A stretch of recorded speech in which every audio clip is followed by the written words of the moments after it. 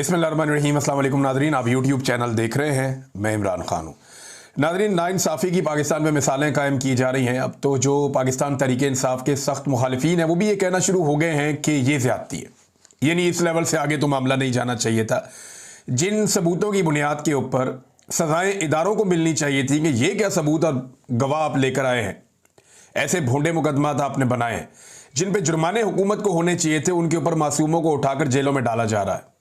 ये एक एक लम्हे की सज़ा का हिसाब देना पड़ेगा।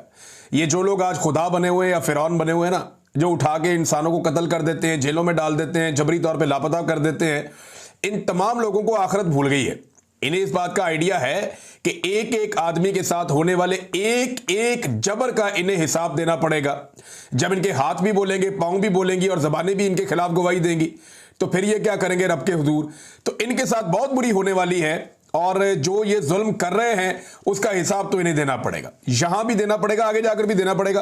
बहरहाल ये सबूत तो बहुत ही फारिग नौइयत के थे, लेकिन यास्मीन राशिद जैसी खातून को, जिन्होंने हमेशा बड़े दिल का मुजाहरा किया, जिन्होंने बुरे हालात में नवाज शरीफ को अस्पताल पहुंचाया, पूरी फैमिली को फैसिलिटेट किया, और नवाज शरीफ उन्हीं के दौर में पाकिस्तान से निकलकर बाहर चला गया झूठे अपने मेडिकल्स बना के, और उस खातून के साथ जुल्म इसलिए किया जा रहा है कि वो खातून नवाज शरीफ को इलेक्शन हरवा चुकी जेल में बैठ के, उसने नवाज शरीफ को शिकस्त दी जेल में बैठ के, और वो कैंसर की पेशेंट है, 70 साल से ज्यादा उनकी उम्र है, लेकिन बहादुरी की मिसाल कायम कर दी इन लोगों ने।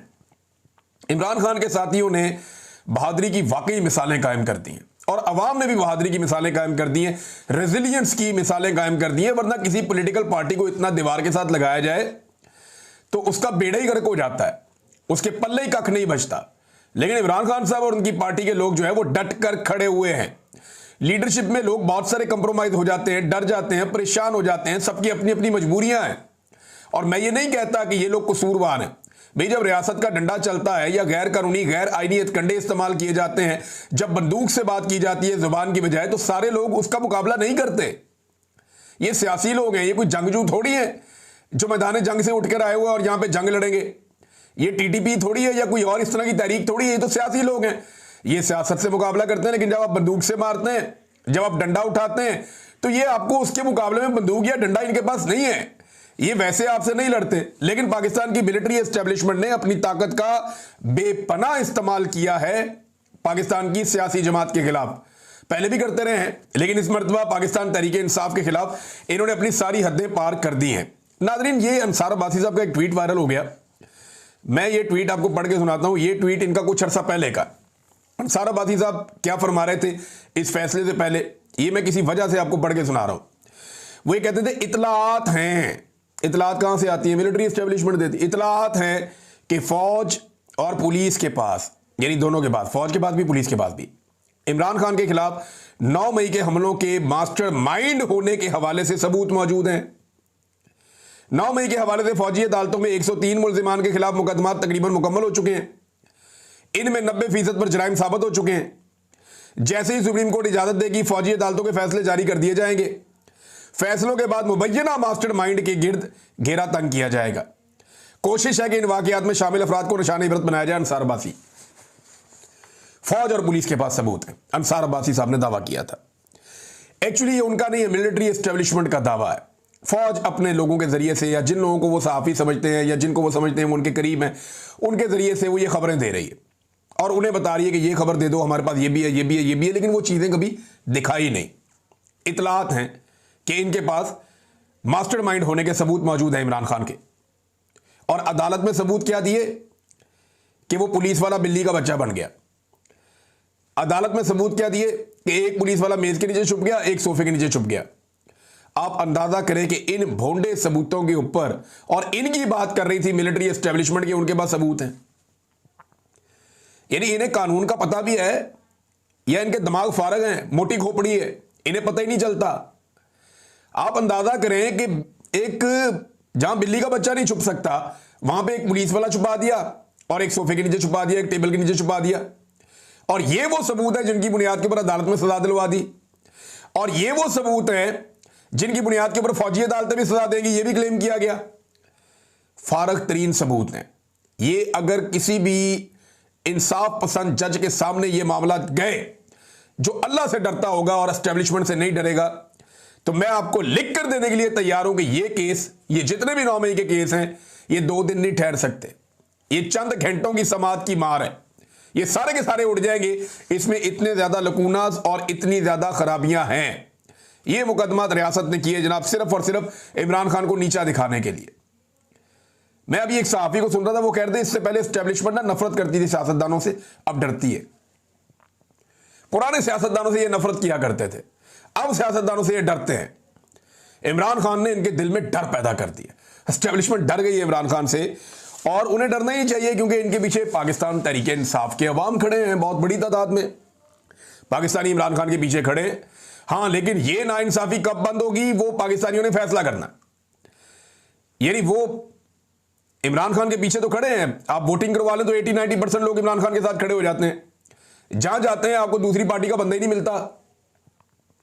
लोग इमरान खान को वाहिद ऑप्शन के तौर पे देख रहे हैं, लेकिन क्या वो लोग संजीदगी से अपनी फिजिकल एफर्ट कर रहे हैं? तो अभी तक नहीं कर रहे। जिस वक्त ये लोग बाहर आए और उन्होंने मामला अपने हाथ में ले लिए, इनकलाब पूरी दुनिया में आता है, मुस्लिम मुल्कों में आता रहता है, पुरअमन एहतजाज सबका हक है। जिस दिन अवाम का डंडा चलाना, ये सारी एस्टेब्लिशमेंट जो है ना, ये आपको 10 मिनट के अंदर आपको जमीन पे घुटनों के बल बैठी हुई आपको नजर आएगी। इनकी औकात ही नहीं है अवाम का सामना करने की। सिर्फ अवाम अभी तक इज्तिमाई तौर पे कोई फैसला करने में कामयाब नहीं हुई। जिस दिन हो गया उस दिन खेल खत्म हो गया। नादरीन, ये रिचर्ड ग्रेनल के साथ मुलाकात हुई इमरान खान साहब के बेटों की। उस पर एक ट्वीट जो है वो रिचर्ड ग्रेनल ने की, और उसके बाद एक ट्वीट इमरान खान साहब के बेटे ने की। पहले रिचर्ड ने क्या कहा जरा वो देख लें। Welcome to California my friends, आपको कैलिफोर्निया में खुश आमदीद। I love hanging out with you today, आपके साथ आज मुझे अच्छा लगा मिलके। Salman and Kasim Khan, you must stay strong, आपको मजबूत रहना होगा। इमरान खान के बेटों को उन्होंने कहा, there are millions of people around the world who are sick of political persecution. अब इसको जरा समझे, आप वो ये कह रहे हैं कि दुनिया में लाखों करोड़ों ऐसे लोग हैं जो सियासी इंतकाम का निशाना बन रहे हैं या उससे परेशान हैं। यू आर नॉट अलोन, आप तन्हा नहीं हैं। अब इस ट्वीट का आप जो मर्जी मतलब निकाल लें। देखिए, डोनाल्ड ट्रंप ने फील्ड मार्शल से मुलाकात के बाद पाकिस्तान के हवाले से कुछ अलग फैसले किए हैं। उन्हें मादनियात मिल जाएंगी, इसराइल को तस्लीम करने वाला मामला है अब्राहम अकॉर्ड वाला, और वो आपके वुज़रा आजकल बहुत छलांगे मार रहे हैं कि जनाब ये हमें कर गुजरना चाहिए। तो बहुत सारी चीज़ें जो पाइपलाइन में हैं, जो फील्ड मार्शल दे सकते हैं अमेरिका को, कोई पॉलिटिकल लीडर नहीं दे सकता। क्योंकि फील्ड मार्शल ने इलेक्शन तो लड़ना नहीं है, डंडे के बल पे बैठना है, तो वो जो भी कर सकता है करना चाहेगा, लेकिन सियासतदान नहीं कर पाएगा। उसने जाके पब्लिक से वोट मांगना है, फील्ड मार्शल ने पब्लिक से वोट थोड़ी मांगना है, उसने तो पब्लिक को डंडे मारने।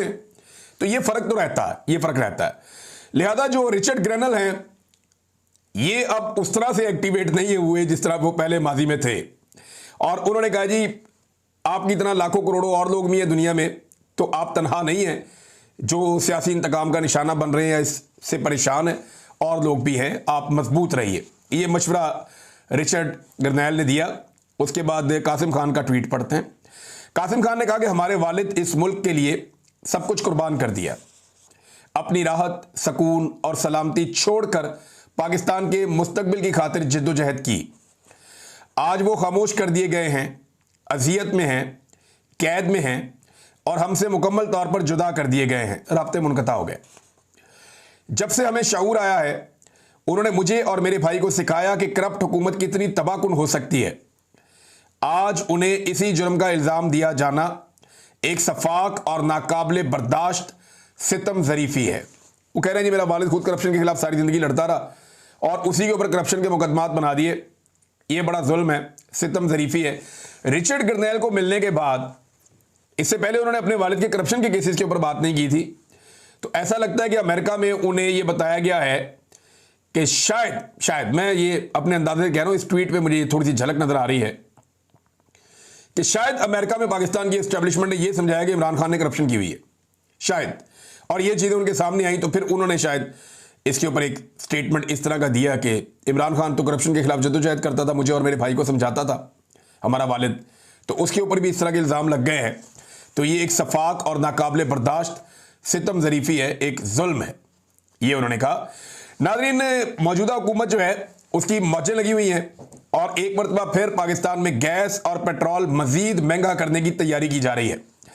पिछले वीलॉग में मैंने आपको सुनवाया कि पाकिस्तानी क्या कहते हैं इस बारे में। पाकिस्तानी भरे हुए थे। अभी 9 मई के हवाले से हम सर्वे करवा रहे हैं, एक आधे दिन में आपको सुनवाएंगे कि 9 मई के फैसलों पे जो अदालती फैसले आए हैं उन पे पाकिस्तानी अवाम का रद्द-ए-अमल क्या है। लेकिन गैस और पेट्रोल मजीद महंगा करने की पाकिस्तान में हुकूमत ने तैयारी कर ली है। जबकि एक और बड़ी इंपॉर्टेंट खबर वो ये है कि ऑडिटर जनरल की रिपोर्ट के मुताबिक बिजली के 2,78,000 सारिफीन को 47 अरब 81 करोड़ रुपए के इजाफी बिल भेजे गए हैं। अंदाजा करें आप, लगभग 3.25 लाख से ज्यादा जो घर हैं उनको इजाफी बिल अरबों रुपए के भेज दिए गए हैं। और ये इलेक्ट्रिक सप्लाई कंपनियां लाइन लॉसेज और नाकिस कारकर्दगी छुपाने के लिए ओवर बिलिंग में मुलव्वस हैं। ये ऑडिटर जनरल की रिपोर्ट है, मैं नहीं कह रहा, सरकार की अपनी रिपोर्ट है। और 8 कंपनियां ऐसी हैं, ये डिस्ट्रीब्यूशन कंपनियां हैं जो बिजली डिस्ट्रीब्यूट करती हैं और बिल इकट्ठे करती हैं।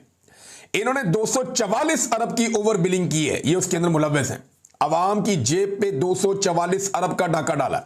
बिजली में ये डाका डालते हैं, चीनी में ये डाका डालते हैं, आटे में ये डाका डालते हैं, पेट्रोल में ये डाका डालते हैं, हर चीज में अवाम की जेब के ऊपर ये डाका डालते हैं।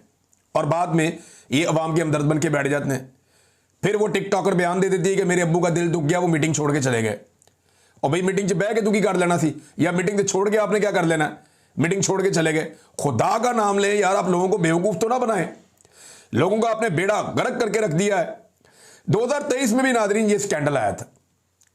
तब जो है ये जाली हुकूमत ने ये कहा था कि जनाब हम करते ये हैं कि इंपोर्टेड हुकूमत थी उस वक्त, अब तो ये जाली हुकूमत है। तो 2023 में उन्होंने कहा जी इंक्वायरी करवाएंगे, लेकिन इंक्वायरी के बाद मामला दबा दिया गया।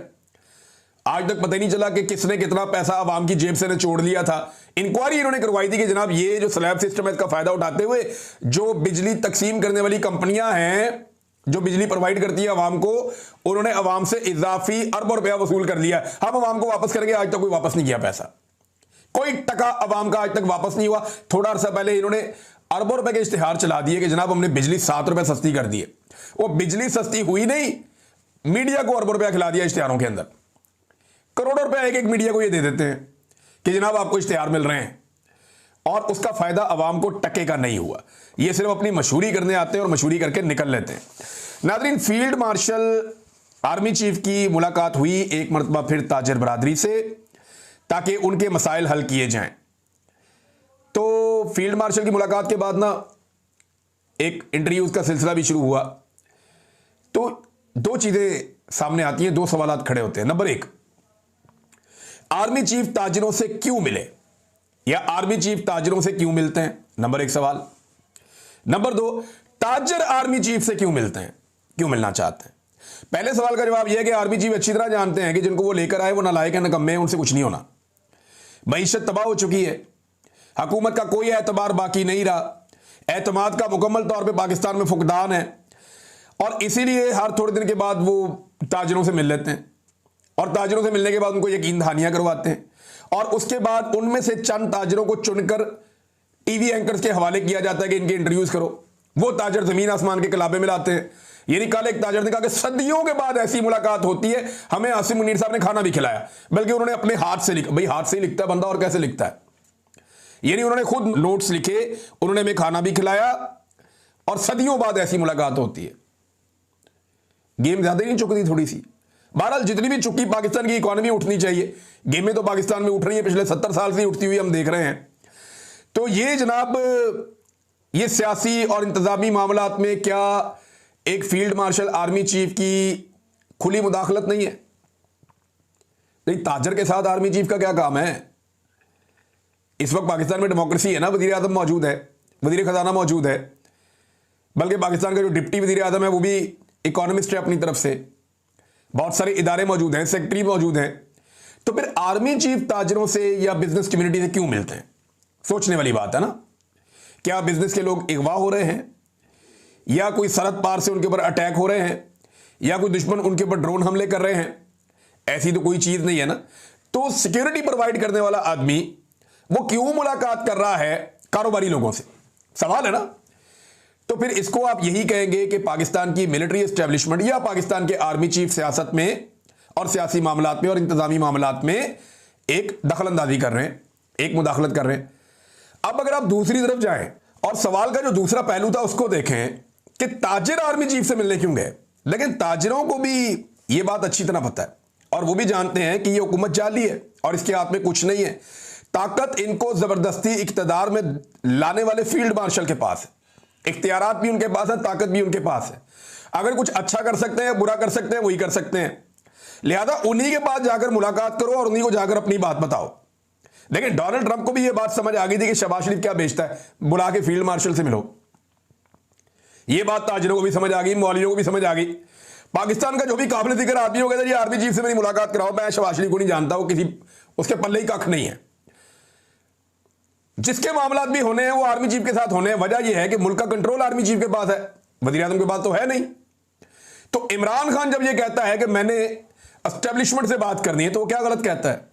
भाई यही राना सनाउल्लाह है ना, यही ख्वाजा आसिफ वगैरह इन्होंने हाथ खड़े कर दिए थे जब मुज़ाकरात हो रहे थे कि हमारे हाथ में कुछ नहीं है। इन्होंने तो ये रिक्वेस्ट की थी पाकिस्तान तहरीक इंसाफ से कि हमसे वो मुतालबा करें जो हम पूरा कर सकते हो। तो उन्होंने कहा जी इमरान खान से मुलाकात करवा दें जेल में। ये वाला मुतालबा भी पूरी हुकूमत मिलकर पूरा नहीं कर सकी और जेल में बैठा हुआ इमरान खान के बकौल एक कर्नल वो पूरी की पूरी पार्लियामेंट पे भारी पड़ गया, मुलाकात ही नहीं करवाई उसने। अंदाजा करें आप। तो भाई इमरान खान उसी से बात करेगा ना जिसके बाद इख्तियार है, जिसने मुदाखलत की हुई है कि भाई आप पीछे हट जाएं। जो आगे बढ़ा हुआ है उसी को पीछे हटाएंगे ना, या तीसरे घर में जाके उनसे बात करेंगे। तो अगर मिलिट्री एस्टेब्लिशमेंट को सियासत से बाहर निकालना है या उन्हें पीछे हटाना है तो फिर मिलिट्री एस्टेब्लिशमेंट से ही बात करनी पड़ेगी। इन सियासतदानों से बात करके भी ये हो सकता था अगर ये सारे इकट्ठे होकर मिलिट्री एस्टेब्लिशमेंट को दीवार के साथ लगा के उन्हें कि सियासत में मुदाखलत बंद करें। लेकिन ये जो सारी सियासी जमातें इस वक्त हुकूमत में हैं, इनसे बात करने का फायदा इसलिए नहीं है कि ये तो खुद अपने मुंह से कहते हैं कि हाइब्रिड निजाम हमें बहुत पसंद है, ये बड़ा कामयाबी के साथ चल रहा है, यही दोगला निजाम चलना चाहिए, हम फौजी मुदाखलत से बहुत ज्यादा खुश हैं और ना सिर्फ इस निजाम की वो तारीफ करते हैं, इसको तस्लीम करते हैं, बल्कि इसे अपनी बका का जरिया भी समझते हैं। तो आप उनसे कैसे बात करेंगे? उनसे बात करने का तो फायदा ही कोई नहीं है। नाज़रीन, मारंग बलोच साहबा का एक ट्वीट आया, ये बहुत ज़रूरी है क्योंकि बड़ा जुल्म हो रहा है इस वक्त इस्लामाबाद में भी, कोयटा में भी। जबरी तौर पे जो इंसान लापता हैं उनके बारे में अभी तक कुछ पता नहीं चला। पीटीआई के लोग बिलाखिर 8वें दिन पहुंचे वहाँ पे और खदीजा शाह साहिबा गई, सलमान अकरम राजा साहब गए, उन्होंने जाके इजहार यकजहती किया बलोच खवातीन के साथ जो बारिश के अंदर, तूफ़ान के अंदर कई दिनों से खुले आसमान के नीचे वहाँ मौजूद हैं और एहतजाज कर रहे हैं अपने प्यारों के लिए। तो मारंग बलोच ने कहा बलोच माएँ और बच्चियाँ जुर्रत और इस्तकामत की अलामत हैं। आज इस्लामाबाद में एहतजाज को 8 दिन मुकम्मल हो चुके हैं। इस्लामाबाद पुलिस की बदसलूकियाँ और जबर बदस्तूर जारी है, लेकिन वो ना इन माओं के हौसले तोड़ सके और ना ही इन्हें पसपा करने में कामयाब हो। ये माएँ सख्त बारिश, आंधी, तूफ़ान और जुलसा देने वाली गर्मी में भी अपने पुरअमन एहतजाज को मुसलसल जारी रखे हुए हैं। इनका मुतालबा मुकम्मल तौर पर आइनी और कानूनी है। Doctor Marang Bloch, Bloch यकजहती committee की क़यादत और दीगर जबरी तौर पर लापता या गिरफ्तार अफराद की रिहाई। रियासत को चाहिए कि इनके आइनी मुतालबात को तस्लीम करे, लेकिन अफसोस कि इसके बजाय रियासत इन बाहिम्मत माओं को हरासा कर रही है। इस्लामाबाद से निकालने की कोशिशें की जा रही हैं और इन्हें रिहाइश गाहों से ज़बरदस्ती बेदखल किया जा रहा है। लेकिन याद रखें ये बलोच माएँ हैं, इनके हौसले को तोड़ना आपके बस की बात नहीं है। ये नादरीन, ये जो हमारी बहनें वहाँ जाती हैं पुलिस वाली, जाकर इनको घसीटती हैं, खींचती हैं, वो अपनी ड्यूटी कर रही है। लेकिन एक लम्हे के लिए सोचें कि अगर उनके घर से कोई आदमी गायब हो जाए, सिर्फ एक लम्हे के लिए सोचें, सिर्फ, मैं उन्हें कुछ करने का नहीं कह रहा, वो अपनी ड्यूटी करने जाती हैं, उन्हें जो कहा जाता है वो कर देती हैं। सिर्फ एक लम्हे के लिए सोचें, बल्कि जो वहाँ पे बाकी पुलिस वाले मौजूद हैं वो एक लम्हे के लिए सोचें कि अगर उन्हें जबरी तौर पे लापता कर दिया जाए तो उनके घर वालों पे क्या गुजरेगा, क्या गुजरेगी उनके घर वालों पे। भाई जिसको आपने पकड़ा उसे आइन और कानून के मुताबिक कानून के कटहरे में लेकर आए, अदालत में लाकर पेश करें। यह क्या तरीका है कि मावरा अदालत किसी को कत्ल कर दिया या जबरी तौर पे किसी को लापता कर दिया। ये पुलिस मुकाबले, ये इंसानों को मार देना, मसकशुदा लाशें मिलना, ये कोई इंसानियत नहीं है, ये इंसानियत की बदतरीन तौहीन है। नाज़रीन, एक और खबर अफसोसनाक है। मियां मोहम्मद अदर साहब बड़े अच्छे ज़ीरक बुजुर्ग सियासतदान, मेरी इनसे मुलाकात भी रही, इनसे कुछ सीखा भी, कभी बैठ के बातें की, माजी की बहुत सारी चीज़ें जानते थे और इनके साथ बहुत सारे राज इनके दिल में थे। लेकिन बड़े ही ज़बरदस्त इंसान थे, बहुत ही रवादारी वाले इंसान थे और ड्राइंग रूम पॉलिटिक्स के कहा जाता है कि वन ऑफ द बेस्ट जो पाकिस्तान में लोग हैं उनमें से एक मियां मोहम्मद अजहर साहब थे। गवर्नर भी रहे हैं, नून लीग में रहे, काफ लीग में रहे, उसके बाद इन्होंने पाकिस्तान तरीके इंसाफ से अभी एमएनए बने।